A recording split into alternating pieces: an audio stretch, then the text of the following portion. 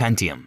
The Pentium was released in 1993, and it quickly became Intel's first truly modern processor. Before this, people were still using the Intel 486, which tried its best, but running newer software felt like asking a bicycle to tow a car.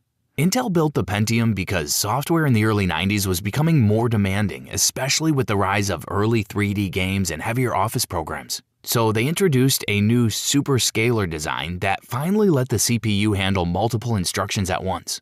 For everyday users, this meant computers suddenly felt smoother, faster, and a lot less dramatic. With clock speeds at 60 to 66 MHz, the Pentium could run games like Doom and Command & Conquer without breaking down emotionally. It became extremely popular among home users, office workers, students, and especially early PC gamers who finally felt like their computer wasn't constantly fighting for its life.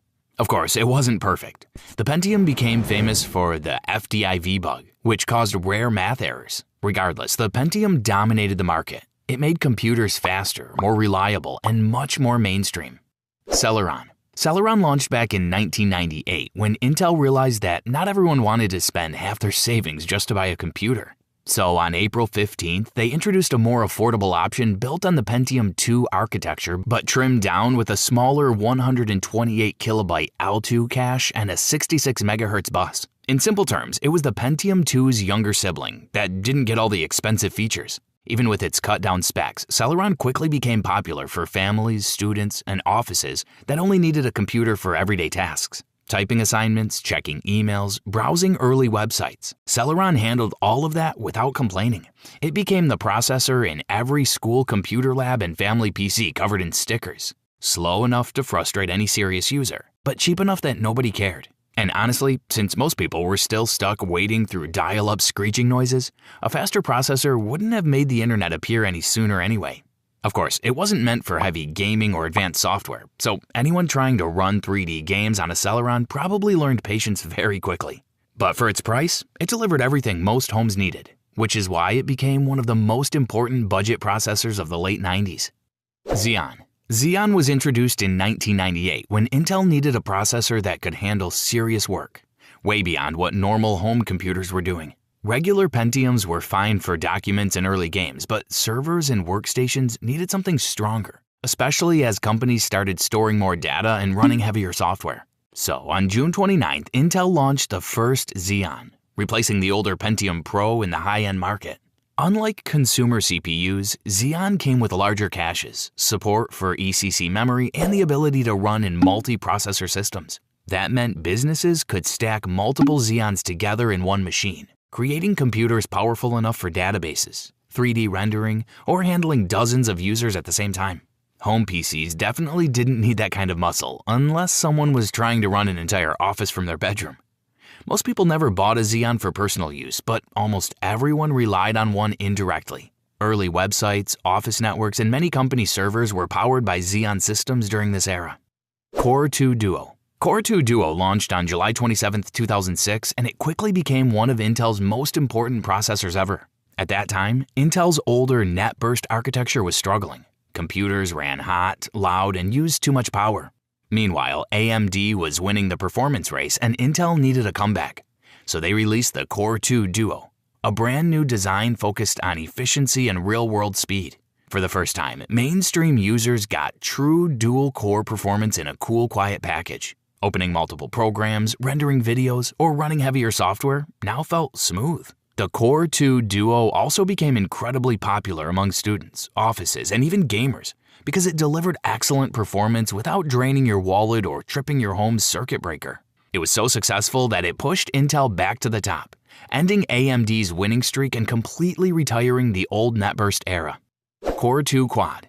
Core 2 Quad released in January 2007, and this was the moment people realized computers were about to stop fooling around. Intel didn't invent some giant new superchip. They simply combined two Core 2 Duo dies into one package, and suddenly the average PC had 4 cores. For regular consumers, this felt as dramatic as going from dial-up to broadband overnight. The first major model, the Q6600, launched at around $851, making early buyers question if they were upgrading their PC or accidentally financing a small car. But once the price dropped to $266, the stampede began. Gamers, editors, and every forum troll with a screwdriver wanted one. Running at 2.4 GHz with 8 MB of L2 cache, it took on gaming, rendering, and multitasking without needing constant prayer. It became the go-to chip for early YouTubers, crisis addicts, and every teenager proudly overclocking it past 3.0 GHz while pretending they were tuning a turbocharged engine.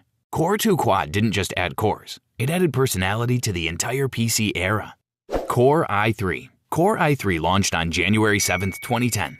And it finally rescued everyone from the agony of watching old Pentium dual-core freeze just from opening Firefox. With 2 cores, 4 threads, and Intel's fresh integrated graphics, it turned cheap PCs into surprisingly capable little machines. Suddenly you could stream HD YouTube, juggle school assignments, open 10 browser tabs, and still play a sneaky round of Plants vs. Zombies without your computer sounding like a jet engine preparing for takeoff. At around $120 to $150, it became the backbone of school computer labs, dorm desks, and family PCs covered in stickers. Today's Core i3 processors pack 4 to 8 cores, depending on generation, and handle everyday computing smoothly. Browsing, streaming, office work, and light gaming like Minecraft or League of Legends. If you're a student or casual user who just needs reliable speed without spending big, a modern i3 still delivers everything you need. Core i5. Core i5 was the version that made people feel like they finally owned a real PC. Launched on September 8, 2009, kicking things off with the quad-core i5 750, it instantly became the sweet spot between the entry-level i3 and the brag-worthy i7. For the first time, the mainstream crowd got 4 cores without selling a kidney. With 4 cores, 4 threads, and Turbo Boost, the i5 750 handled gaming, editing, schoolwork, and a dozen browser tabs like it had something to prove. And priced around $199 to $229, it became the processor powering gaming cafes, college setups, and the first I built my own PC moments for an entire generation. In other words, it was the middle-class hero of CPUs. Modern Core i5 processors range from 6 to 14 cores, making them the sweet spot for most users. They handle 4K streaming, photo editing, multitasking, and modern gaming at medium to high settings without breaking a sweat. For gamers, students, and everyday users who want solid performance without overspending, i5 is still the best bang for buck choice. Core i7. Core i7 launched in November 2008 with Intel's new Nehalem architecture, and it immediately changed how people thought about desktop performance. Before this, most consumers were juggling i5s or older dual cores, which handled basic tasks fine, but struggled when running multiple heavy programs at once. Core i7 added multiple cores, hyper-threading, and an integrated memory controller, letting computers manage multitasking like a pro without breaking a sweat. This was the processor for gamers, video editors, and tech enthusiasts who wanted serious performance. Running at speeds from 2.66 GHz to 3.2 GHz depending on the model, it could handle multiple apps, HD video editing, and early gaming at higher settings, all without crashing or slowing to a crawl.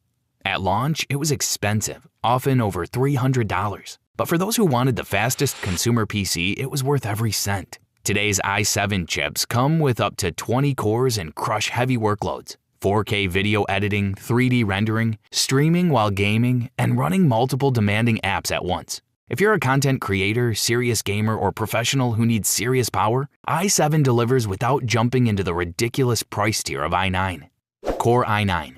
Core i9 launched in June 2017 with the i9-7900X, and it was Intel's answer to AMD's Ryzen Threadripper. This was no ordinary consumer processor. It brought workstation-class performance to desktops people could actually buy. With 10 cores and 20 threads, multitasking suddenly became effortless, whether you were gaming, editing 4K video, or running virtual machines. At launch, it cost around $999, which made casual users clutch their wallets. But enthusiasts and professionals saw it as a dream come true.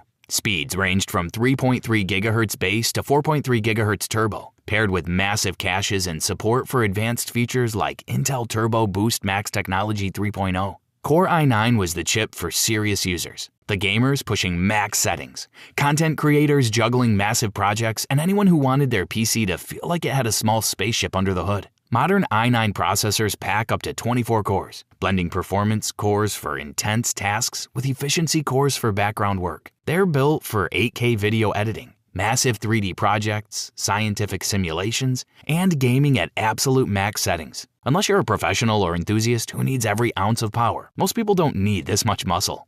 Core Ultra.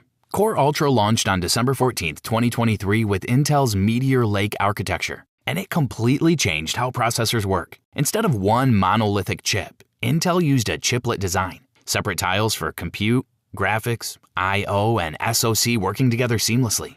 But the real breakthrough was the dedicated NPU, a neural processing unit built specifically for AI tasks. Before this, your CPU and GPU handled AI workloads, which meant slower performance and higher battery drain.